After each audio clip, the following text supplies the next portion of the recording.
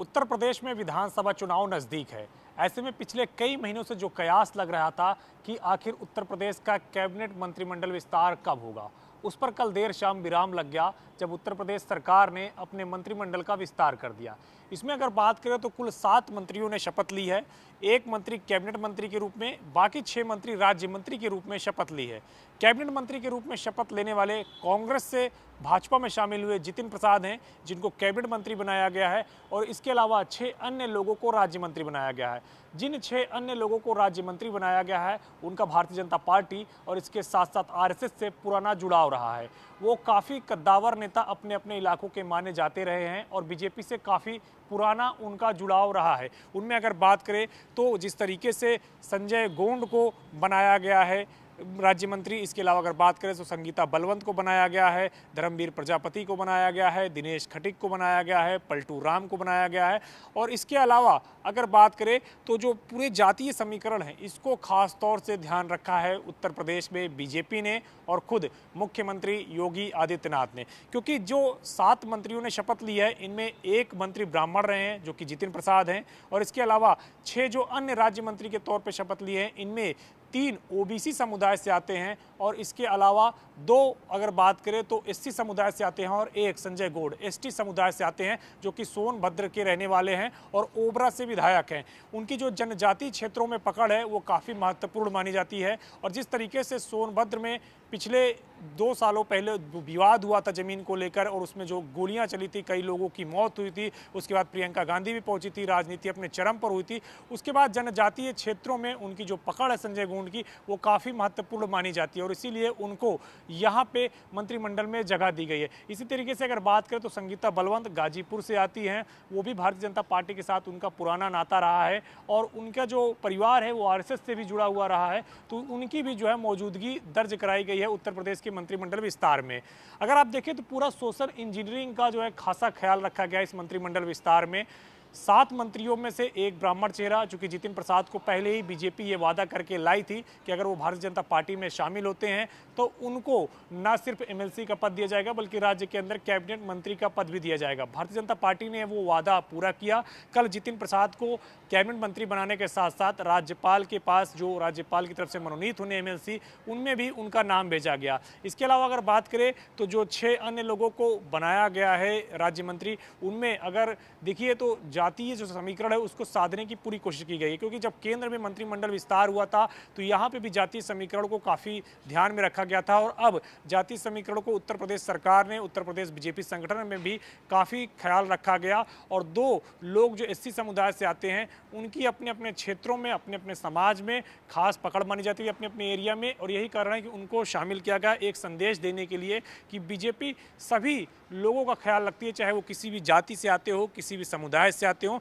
इन तमाम सारी चीज़ों को कल भारतीय जनता पार्टी ने ध्यान में रखकर मंत्रिमंडल विस्तार किया। अब सवाल उठ रहे हैं, मायावती ने जिस तरीके से ट्वीट किया, मायावती ने अपने ट्वीट में लिखा कि एक तो इतनी देर से कैबिनेट एक्सपेंशन हुआ और इसके बाद जिस तरीके से तमाम सारे लोगों ने, जो भारतीय जनता पार्टी दावा कर रही कि दलितों के उत्थान के लिए और पिछड़ों के उत्थान के लिए जिस तरीके से वो काम कर रही है, और जो नए मंत्री बने हैं उनको कल शपथ नहीं लेनी चाहिए थी, क्योंकि इतना लेट उनको मंत्री बनाया गया है कि अब कोई फ़ायदा नहीं है, उनको अपने मंत्रालय का कामकाज समझते ही वक्त लग जाएगा। हालांकि इस पर पलटवार भी हुआ है भारतीय जनता पार्टी की ओर से। खुद केंद्रीय गृह राज्य मंत्री अजय मिश्रा ने कहा है कि मायावती अगर अपने दौर में काम की होती हुई तो दलितों की और पिछड़ों की आज ये व्यथा न होती, ये आज जो है उनका वक्त इस तरीके से न होता, उनका वक्त बदला हुआ होता, और भारतीय जनता पार्टी लगातार दलितों और पिछड़ों के उत्थान के लिए काम कर रही है। वहीं अगर बात करें तो केंद्रीय शहरी विकास राज्य मंत्री कौशल किशोर ने भी पलटवार किया है। उन्होंने कहा है कि मायावती जिस तरीके से काम करती रही हैं वो एक भी काम दलितों के उत्थान के लिए, ओबीसी के उत्थान के लिए नहीं गिना सकती है। बीजेपी आज अंबेडकर के सपनों को पूरा कर रही है और जो तमाम सारे लोग मंत्री बने हैं ये जरूर काम करेंगे, क्योंकि 4 महीने का वक्त है और उनके ऊपर कहीं ना कहीं ये परफॉर्मेंस देने का जो है एक प्रेशर भी होगा और वो प्रेशर में परफॉर्मेंस देंगे और अपने अपने क्षेत्रों के लिए बेहतर काम करेंगे। इसके साथ ही उन्होंने ये भी कहा कि मायावती के अंदर बौखलाहट इसलिए है कि मायावती का जो वोट बैंक है वो अब बीजेपी में शिफ्ट हो रहा है और यही कारण है कि मायावती आज परेशान हैं। जाहिर तौर से बात है कि उत्तर प्रदेश में विधानसभा चुनाव है और भारतीय जनता पार्टी की जो नज़र है गैर जाटव दलित और इसके अलावा अगर बात करें तो गैर यादव ओबीसी के ऊपर है। और यही सोशल इंजीनियरिंग के फार्मूले के तहत बीजेपी ने 2017 में सरकार बनाई थी, जहां पे उसकी सहयोगी दलों के साथ 325 सीटें आई थी। इस बार भी उसने अपना दल और निषाद पार्टी के साथ गठबंधन का ऐलान कर दिया है और इन दोनों गठबंधनों के साथ अगर बात करें तो वो भारतीय जनता पार्टी उत्तर प्रदेश के चुनाव में उतरने वाली है। ऐसे में बीजेपी की कोशिश है कि लगभग 12% के ऊपर जो यादव समाज है उसको वो अखिलेश यादव के साथ मानती है कि यादव समाज का ज़्यादातर वोट जो है वो समाजवादी पार्टी के साथ जाएगा, अखिलेश यादव के साथ जाएगा। लिहाजा जो गैर यादव जातियां हैं ओबीसी में आती हैं उन पर बीजेपी का ज़्यादा फोकस है। और इसके साथ साथ अगर बात करें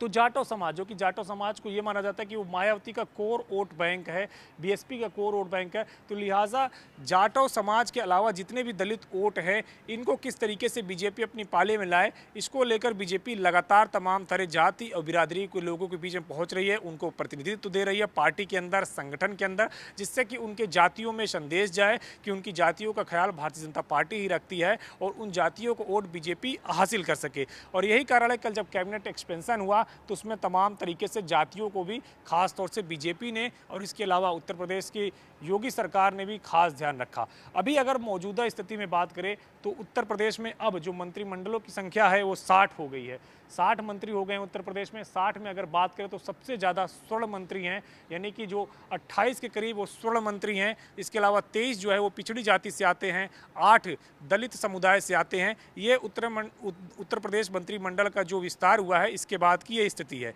इसमें भी अगर बात करें तो जो 28 स्वर्ण मंत्री हैं इसमें अगर बात करें तो 9 स्वर्ण बिरादरी में ब्राह्मणों से आते हैं। इसके अलावा मुख्यमंत्री को अगर जोड़ लिया जाए तो 8 क्षत्रिय समुदाय से आते हैं और बाकी स्वर्ण में अन्य जातियों से मंत्री हैं। तो यानी जो स्वर्णों की स्थिति है वो अभी भी भारतीय जनता पार्टी में उत्तर प्रदेश में सबसे ज़्यादा मंत्री स्वर्णों से ही हैं इस समय योगी कैबिनेट में, या कहिए योगी के मंत्रिमंडल में। जो कैबिनेट की स्थिति अगर बात करें तो 24 मंत्री कैबिनेट हैं, इसके अलावा 27 राज्य मंत्री हैं और 9 स्वतंत्र प्रभार वाले मंत्री हैं। तो ये उत्तर प्रदेश के मंत्रिमंडल का खाका है और यही मंत्रिमंडल उत्तर प्रदेश में विधानसभा चुनाव तक रहेगा, क्योंकि अब कोई परिवर्तन नहीं होने वाला है। और जिस तरीके से पहले भी एबीपी गंगा लगातार ये बता रहा था कि मंत्रिमंडल विस्तार तो होगा, लेकिन जितने भी पुराने मंत्री हैं उनका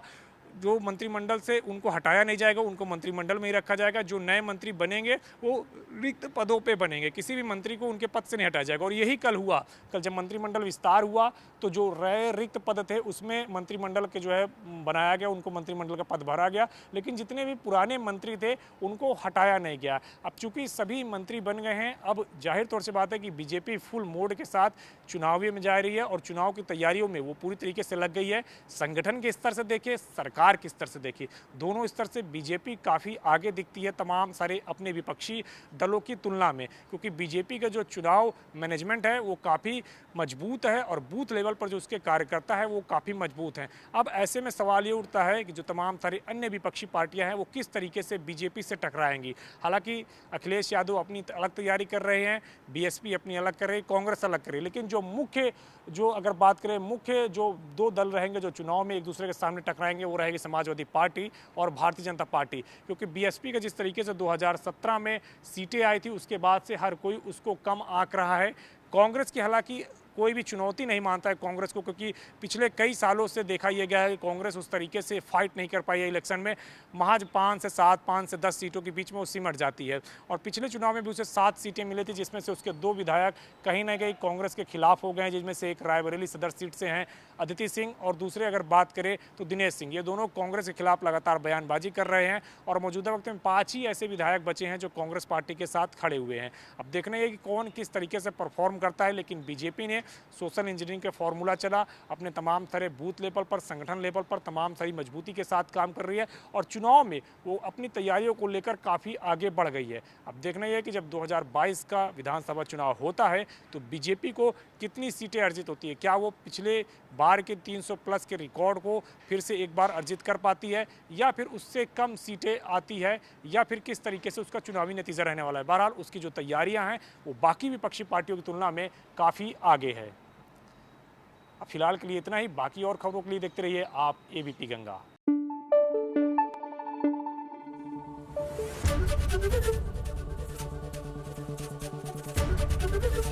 एबीपी गंगा, खबर आपकी, जुबान आपकी।